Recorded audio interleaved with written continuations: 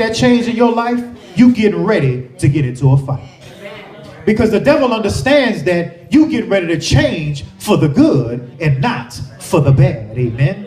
And as you begin to fight and fight and fight, you don't quit because you're fighting not just for your life, but you're fighting because of your faith. Your faith allows you to keep on swinging. Your faith allows you to keep on walking. Your faith allows you to keep on talking. Your faith allows you to keep on hugging people, keep on loving people, keep on telling people how great they can be. Keep on being an encouragement. So as he got out of the fight, the angel realized he wasn't going to let go, so he touched him on his hip and he drew his hip out of place. So Jacob had a limp for the rest of his life. But what he received was a blessing above all other. God changed his name from Jacob to Israel. Now, he was left with a scar. Amen? For the rest of his life. But it was a scar nevertheless. And y'all know we say it all the time, man, a scar for life. Yes, he was. He was scarred for his life. Amen? Understand what I'm saying. Scarred for life. There was another man in the Bible. His name was Jesus. Remember I told you about emotional scars? Those scars that's on the inside. Jesus went to preach to his family and he wasn't received. That was an emotional scar. So he dusted his feet and he kept on moving. Sometimes in your life you're going to go through some situations where you start going through emotional scars. You start reaching out to people and talking to people and preaching to people, but they're not going to receive you. And it hurts on the inside, doesn't it? It hurts you to your heart because you really want to see them do better. But you have to keep on moving because it's a part of life. Dust your feet, keep going. There's somebody else down the road who needs to hear what you have to say. So as Jesus left there, he went on somewhere else. You remember when Lazarus died? And Mary and Martha were, where you been at? And then Jesus wept. Jesus wept because of their faith. He said, man, where's your faith? That's what made him cry. Another emotional scar. He was scarred for life. As Jesus then went in front of Pontius Pilate and he spoke the truth, he didn't lie. He told the truth. He said, I am who they said I am. But what did they do to him? They stretched him out on a cross. They put nails in his hands. He was scarred for life. They put nails in his feet. He was scarred for life. They put thorns around his head. He was scarred for life. A spear pierced his side. He was scarred for life. Jesus was scarred for our lives.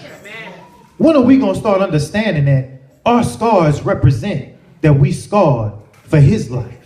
See, every battle that you go through is because Jesus went through it, so we might be able to go through it too. So when I gain scars in my life, I understand that these scars are not bad scars. These scars are wonderful scars. These scars make me realize that I'm scarred for a purpose. That means I made it through this battle, so God still got something else in store for me, amen?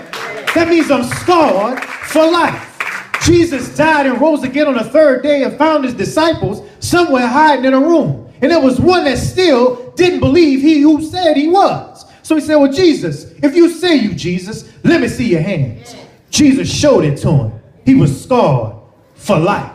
Jesus showed him the pierced in his side. He was scarred for life. A lot of things that we go through in our lives, and people tell us that, man, it's bad. I think about childbirth.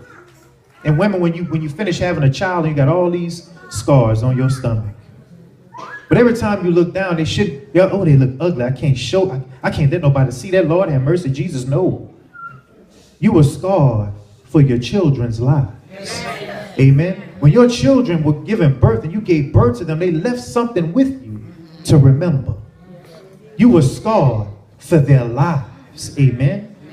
But what are we fighting for? Once again, are we fighting for our lives or are we fighting for the world? Sometimes you become spiritually, y'all been spiritually jumped? One person call you, man, I need some help paying my light bill. Next person call you, man, I ain't got nothing to eat, man. You think you could give me a hand? Next person call you, man, my car done broke down, I need a ride. Next person call you, man, I need some money for gas. Next person call you, brother, can you come over here and pray for me? You've been spiritually jumped. But all I can tell you is you must keep on fighting the good fight. Faith is something that just doesn't go away. It stays with you. But you can't have faith unless you start growing your faith. And fighting means never giving up. Not giving up on your situation. Not giving up on your brothers and sisters. Not giving up on the ones who really love you. Not giving up on the ones who pray for you. Not giving up. So we see ourselves in the mirror and we see those scars. Those scars made us who we are. Our ancestors fought for a lot of different things, y'all. But we forgot what they were fighting for. They were fighting the good fight of faith. Sometimes faith don't look like it's supposed to. But I can promise you one thing, in the end, it's going to always work out for your good. All things work together for the good of those that love the Lord, that are called according to his purpose. What fight are you fighting? Are you fighting your fight or are you fighting your neighbor's fight? It's up to you. Who are you going to fight for? We fight for Jesus, not ourselves. We talked about serving earlier. You got to give in order to receive. Brother, if you need me to fight for you, I'm coming. When are we going to just stop worrying about ourselves and start worrying about everybody else? Our community used to be about everybody. It wasn't just about one person. It was about all of us. If my neighbor whipped me, I went home and got another whipping from my mama. Amen. But now we live in a world where you can't touch your own kids. The school can't put their hands on your kids. The neighbor better not tell you nothing about your kids. You can't do none of that anymore. You know why? Because they want us to lose our focus.